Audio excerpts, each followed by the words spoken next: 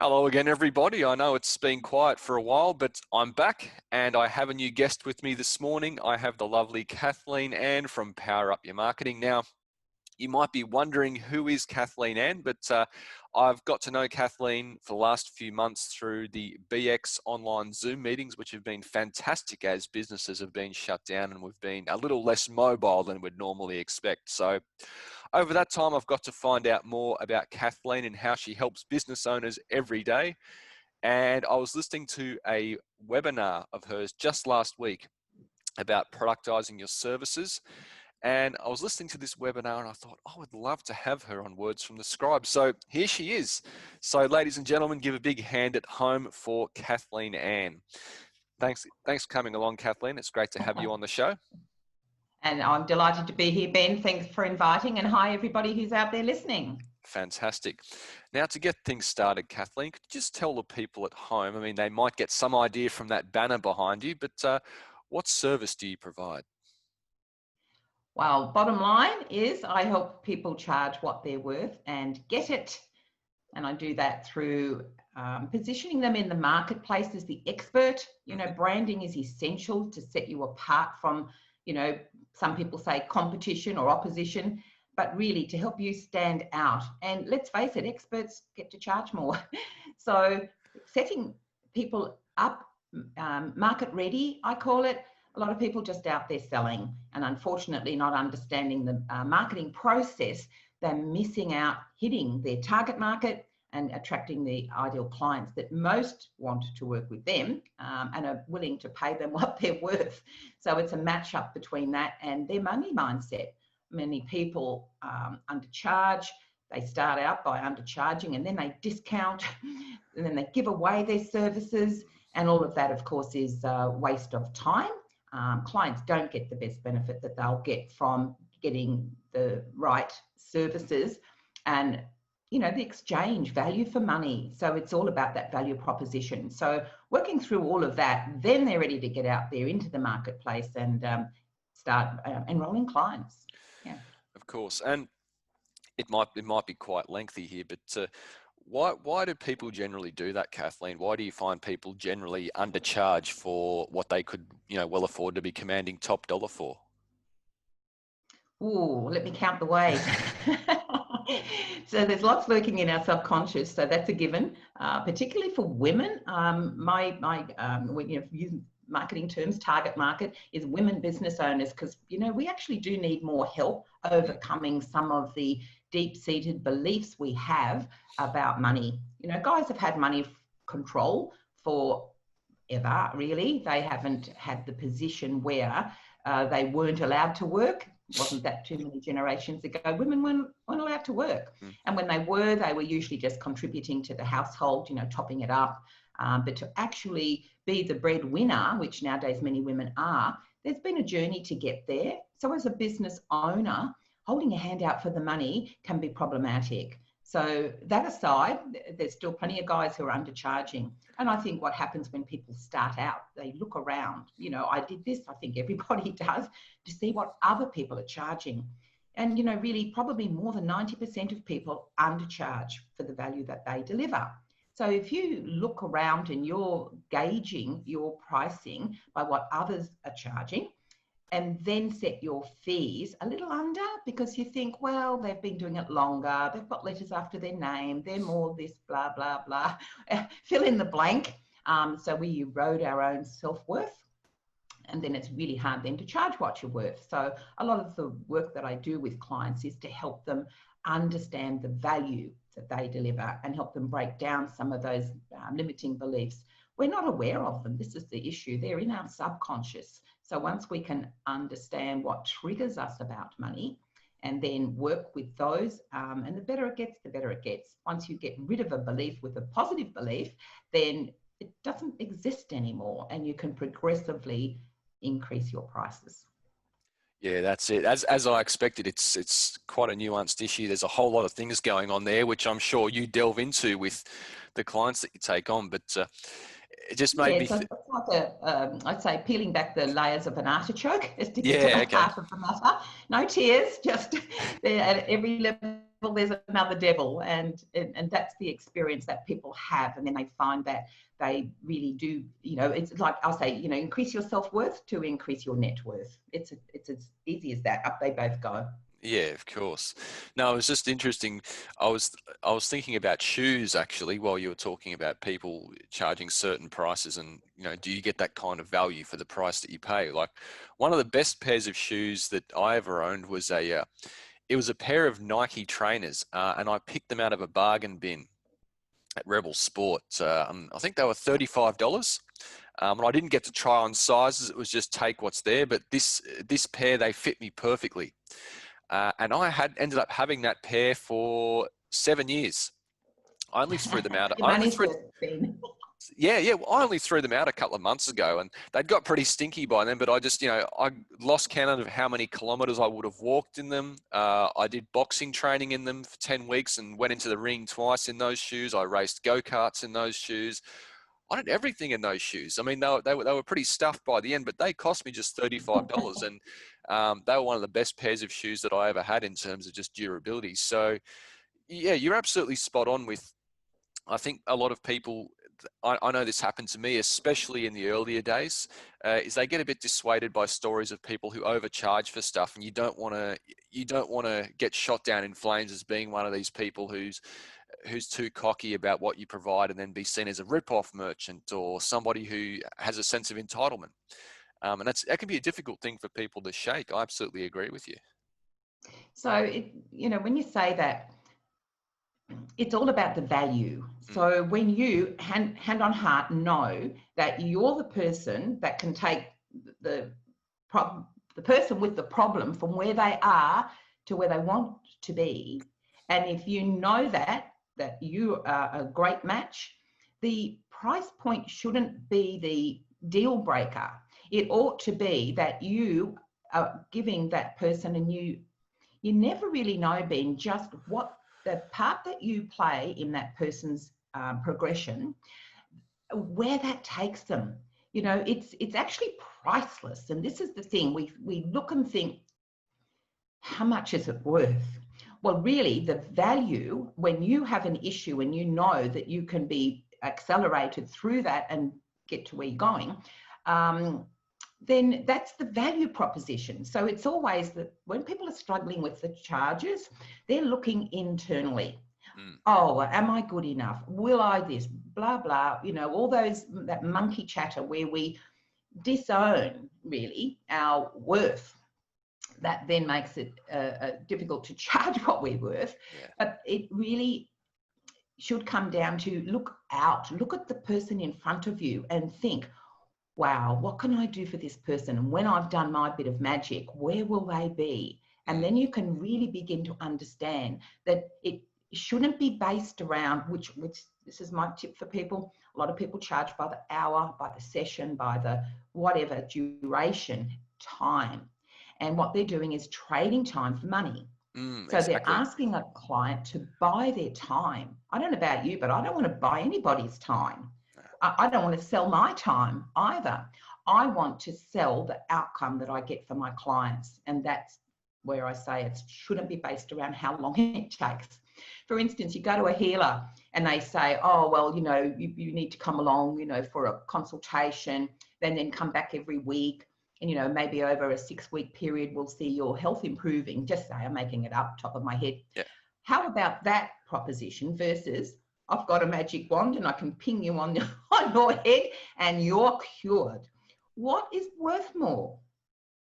So once again, that's just this old inherited, and it came really from, you know, professional services, people, lawyers, you know, accountants. They would turn on the meter how long you are sitting in front of them, and then that's how long it takes them to do the tasks you engage them to do. And that's where they fixed their charging by the time. And that's why we think that way. But it's just a mindset. If you change your thinking around the value you deliver and what gets to happen, that outcome that your clients get, that's what that's worth. That's it. Yeah, I think it has its roots in the whole industrial era way of thinking, that you punch your card and you get paid for a certain amount of hours, that sort of thing, rather than, you know, what do you actually accomplish? Yeah, But Especially if you've had a job, and most of us have over our lifetime before we even went into business, and we were paid by the hour. yeah, So, there's plenty of practical reasons why we have that thinking, but it's to shake up that thinking. It's just really not relevant when you're a service-based business. The time isn't the relevant factor. Yes, you have to know your ceiling. I call it your ceiling and your floor when you're pricing, but it shouldn't just be based around how long it takes you. And the quicker, the better. People love speed. Some people feel that they've got to load up their services so their clients feel they're getting a lot of value because they're getting a lot of either add-ons, or they're getting a lot of you and your time, when what they really want is a solution to their problem. They're busy people. So that's another thing, people often overwhelm their clients with all this stuff that they don't need. that's it. That's it. Now, what areas do you service, Kathleen? You mean for my ideal client? Is that what you're thinking about? Well, I suppose your ideal client, but also geographically. Are you limited geographically at all? Yeah, the thing that this is what I like. I've been working from here in my home office for the last 25 odd years, and nothing's changed for me during this lockdown practically. I can deliver my services anywhere, and people like me, like I'm a coach predominantly. I'm a content matter coach. So I do my services with people. It's a collaborative process, like branding and choosing a niche, packaging and pricing services, that sort of market ready elements. And I can do those. I've done them with people all around the world. It's online. It's just a beautiful way to deliver services. Isn't it what? Yeah. Or in person. I'm in Sydney, in Australia, of course, and I do work in person. I just did a branding day with a new client yesterday, and we had this great, lovely room I like to use when I'm doing those processes, and we did it in person. So I can do either which way, and a lot of services can be delivered without needing to be present in the same space. And of course, that's a great business model. I like to say I've got I do have a lifestyle business. I created my business and my business model to allow me to do things that I want to do, when I want to do them, with who I want to do them with. And it allows me then to manage, I call it work-life integration. I don't think there's such a thing as balance. I think that's a difficult thing to focus to wish to achieve, but integration, sure. I can have plenty of time for golf. I think I'm a mad golfer, so you'll often find me on a golf course when I've got the time. And I've also got 9 grandkids, Ben, and not that they're in Sydney, they're not. I call myself the FIFO grandma, but I can't fly anywhere at the moment. So I'm missing out there, although I'll be taking a road trip this month actually, and I hope to catch up with half my grandkids. Oh, that'll be good. Yeah. Spend some time on the road. That's where a lot of my best ideas come from, actually.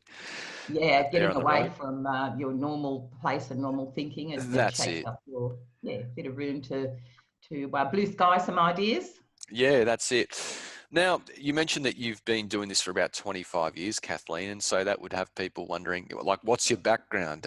Previous work-related experience or other business ventures you've owned, anything like that? Sure, yeah. I had a corporate career for at least 20 years in direct response marketing, and you'd know about that, Ben. That's the only form of marketing people ought to be doing, but not everybody quite understands that. So, rather than mass brand marketing, this is really getting a conversation going with potential clients. You get their contact details, and you help coach them along to where they're ready to buy from you, and then engage you to solve their problem. So I did that. I actually started up divisions for a number of companies. I got headhunted a couple of times because that was my specialty, and we were selling insurance, banking products, that sort of financial services. And intangible, and that's one of the things that stands me in good stead when you mentioned earlier about productizing your services. It's really being able to almost put it out there in your hand, even though it's a service, that people can buy that to get the result that they want. So that background stood me in good stead, and I had a great career, but I get what got what I call the Don't Come Monday invitation. Ever had one of them? Yeah. I thought that was fantastic. I was actually going overseas the following week, and you know, like I thought, oh, that's a bit rude, you know, like. But then I thought, wow, how liberating, because it gave me, you know, I was away for 5 weeks traveling around Europe and having a great time. And when I came back, that's when I bought my first set of golf clubs. I hadn't been a golfer up till then, and I figured that I'd just play around a bit longer. I didn't know what I wanted to do. So you mentioned about consulting when we were chatting earlier. I did go into consulting. I figured I had my network in financial services. I had my experience, my expertise, everything that I'd put 20 years of my life into. And I figured that was the best bridging into starting my own business. So I figured, well, no one will give me the Don't Come Monday invitation if I'm the boss. Yeah, that's it. And she's a really good boss. I get along well with her. That's good to know. Yeah. I've got good conversations with my boss as well. Yeah. And so then I actually, I did struggle, and this is something I learned and why I ended up, and I hate to use the word pivot now, but I was pivoting then, way back, because what that was a very long series of conversations with corporate. Nobody made a decision. It was a long journey. When they did, I got the gig, then I had to turn up and deliver. So the resourcing, and I'm a solopreneur, I wanted that business, but I didn't really think it through enough. Consulting wasn't going to deliver that for me.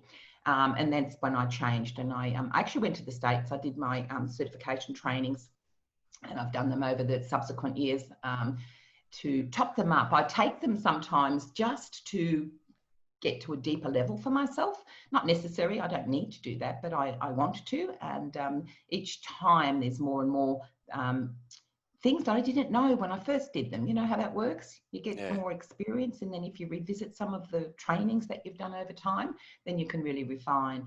So pretty much I'm a lifelong learner. I really enjoy the process, and it helps me help my clients even better. So that was my journey down the rabbit hole in consulting.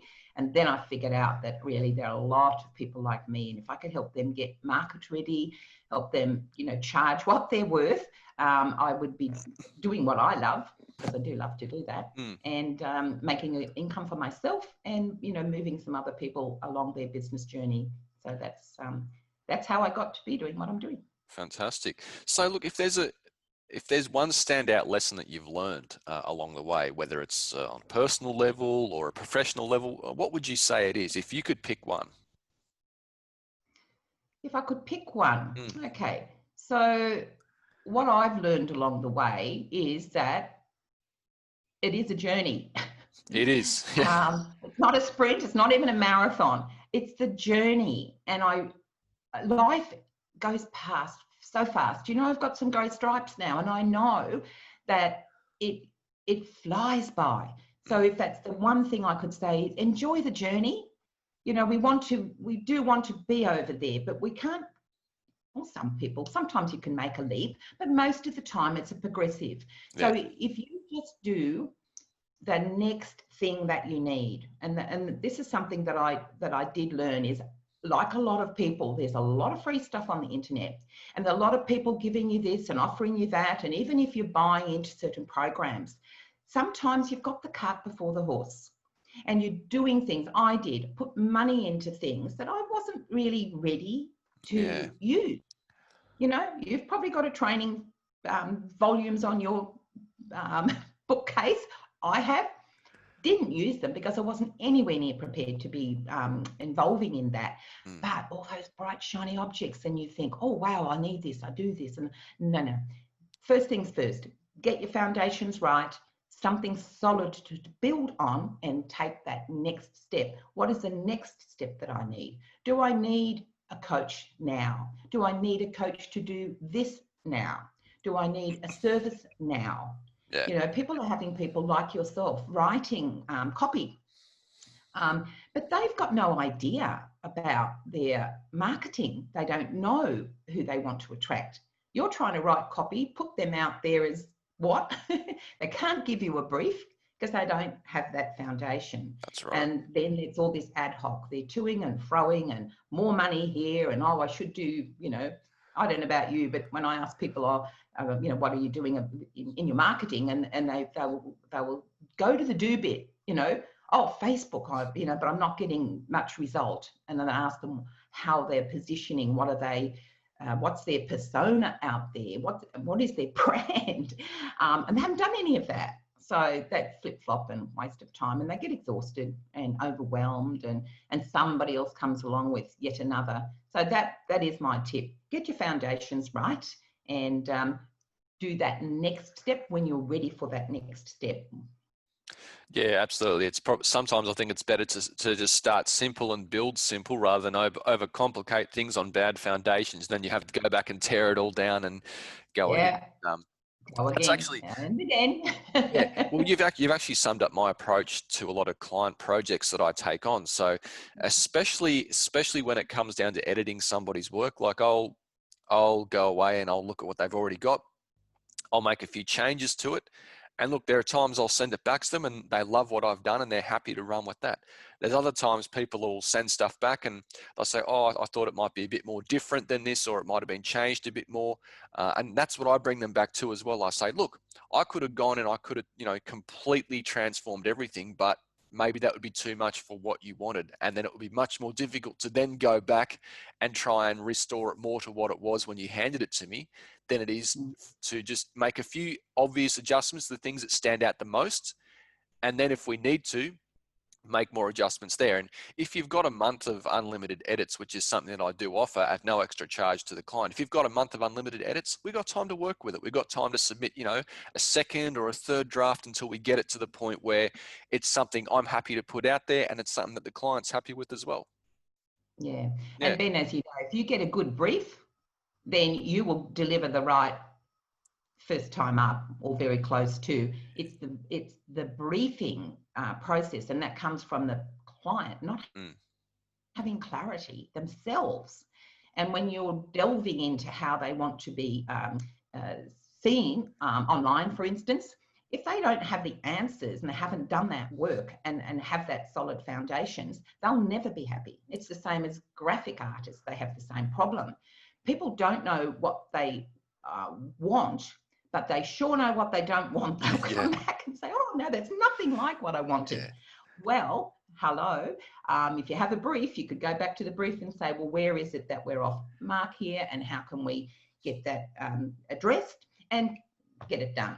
But that's it. Without any of that, it's people have that inside, and that's the thing with my branding process. It's an inside out job rather than what a lot of other people might approach as an series of questions that have a logic to them but don't have any depth and emotion. So my clients are married to their brand because it comes from I work with archetypes. Actually, it helps them understand archetypally. Oh yeah, archetypes. All the characteristics, and they're the specific set for branding. And once people do the assessment, they just go, oh, that's me. Well, of course it is, because they've been able to, in their own way, honestly just answer the assessment questions, and voila, these are your, and there's two, there'll be the primary and the influencer. The influencer's like about the personality, but the primary is your main drive, through, and it makes that it cut through, and they can very clearly, and then be able to brief people like you, because they have these beautiful set of cards with all sorts of information there, and words. You'll love them, Ben. All these words to use to keep people on brand once they're clear about what and how they want to be represented. I'm not sure if people can see the brand up behind me here, but power up your marketing, and you'll see I'm the money marketing mentor, because I combine both of those to help people charge what they're worth and get it. And you'll see that the cogs, they're representing the mechanics of marketing and the motion. It is always that forward motion and that little swirls. See right in the middle there? I can, yeah. That's my heart. And if my heart's not in it, I'm not doing it. Nice. It's really key to my brand. So maybe they're not obvious when people first look at that, but for me, I'm, I protect my brand like, one of my kids. It's dear to my heart. Absolutely. So look, to anybody that's starting a business, like what would you say, what would you say is the most important piece of advice that you'd offer to them? Oh, have a budget. Yep. Have a budget. Truly, bootstrapping, you'll run out of money. Yeah. And whatever budget you have, invest it in getting yourself market ready. And then get out into the marketplace. You'll be able to say all the right things to the right people. And Ben, don't you find too, when you are able to do that, you attract your ideal clients. They come to you rather than be, always thinking more clients, more clients. And the other thing I'd say to him is get really clear about how many clients do you really need? Yeah. And people, when they don't do that, they're constantly looking for more clients instead of, your current clients will always be your best ones because they'll buy more from you and they'll continue with you. And you'll know that. I'm sure you've got clients you've been looking after for years, Ben. That's it. Yeah, you've got the ones, and you look at what they've invested in you over a certain period of time, and it does really stand out. And it pays to be specific, and that might mean that you do turn some people away, but it means that you're making better. You're getting better value out of people that are actually great to work with. Absolutely. Yeah, definitely. You do want to repel, if I use that word, the clients that aren't a good fit. If you take on every client just because you want the money, they'll drain your energy. Yep. And most of us know, we get that feeling, this is probably not going to be a good working relationship. And yet, if you engage in it, it will drain your energy. You won't get the best result because the client will also have felt that you're not a match. Yeah. And those clients often will want to drive down your pricing. They'll want more than you've agreed to deliver, all sorts of things that, then, and people will say, I knew that. Yeah. I knew I shouldn't have done that, but I did it. And that's, you can get away with that once. I wouldn't let you away twice, but that's a lesson learned. And then make sure that you're a match. And how can you do that if you don't market yourself in a way that people can be attracted and you get your match? That's right. Find your match.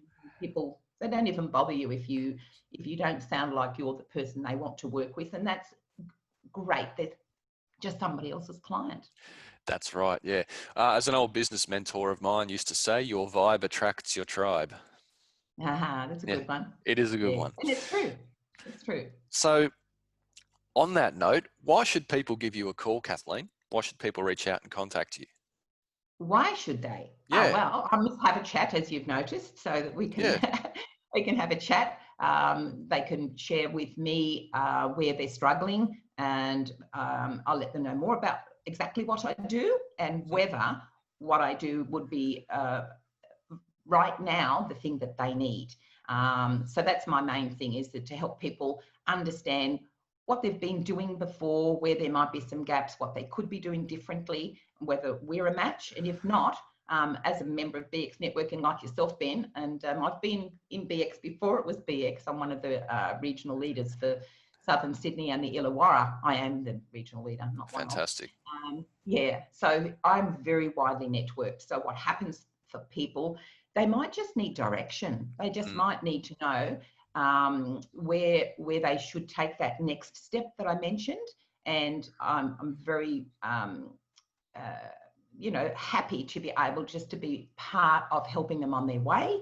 And if I'm part of being more involved in that, all the better.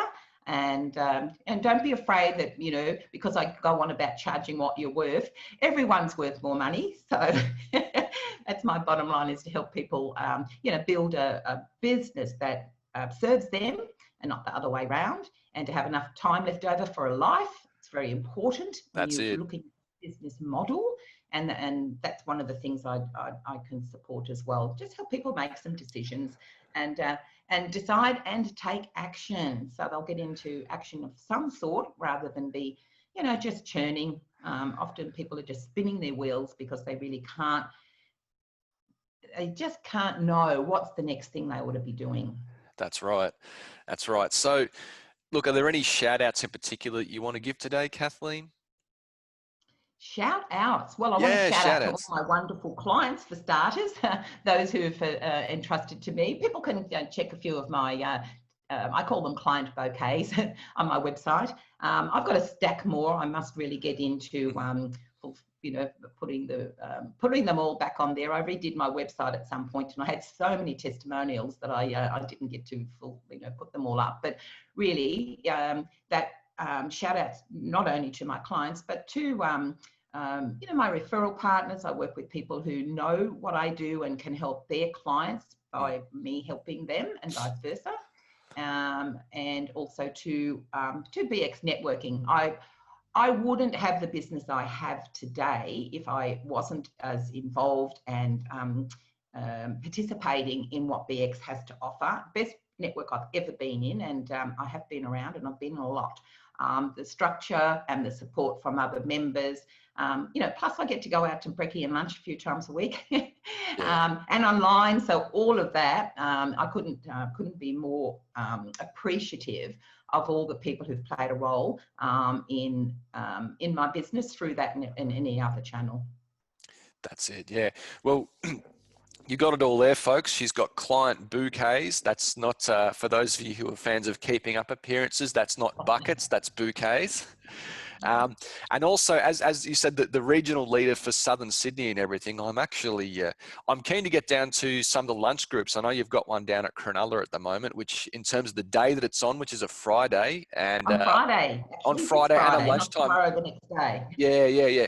And and also being a lunchtime group, it's very appealing for somebody like me who'd be commuting down here from the Central Coast. So yeah, I may well be speaking to you about that in the very near future. Yeah, well, Matt, the owner of BX Networking, will be lunching with us on Friday, Ben. Well, that's right. Yeah. Matt's all over the South. Yeah. Matt Alderton, ladies and gentlemen, for those of you who don't know, if you go to the BX site, you'll see his bespectacled face there. And it doesn't have a very neat, fantastic haircut. Well done, Matt. With whatever you're doing with the gel, mate, it's working. Anyway, look, thanks for your time, Kathleen. That's been really helpful for people that are listening. And I'm sure even if for the inexplicable reason that they don't speak to you, they just watch this video, they're going to be taking notes. They're going to be getting real gold from you there. But what I'm going to do for you, Kathleen, is, as always, I'm going to put your contact details there. So anybody that wants to speak to you, anybody that wants to get paid what they deserve to be paid, you should be speaking to Kathleen from Power Up Your Marketing. But thanks for coming along this morning, Kathleen. My absolute pleasure, Ben. Thanks for the invitation. No and problems. To everybody, if you're still listening, thank you for staying with us. There you have it, folks. Kathleen Ann from Power Up Your Marketing. Be sure to get in contact with her. Like I said, I'll provide all those details for you down the bottom. And now I'm going to sign off on yet another episode of Words from the Scribe. And so until next time, catch you later. Bye for now.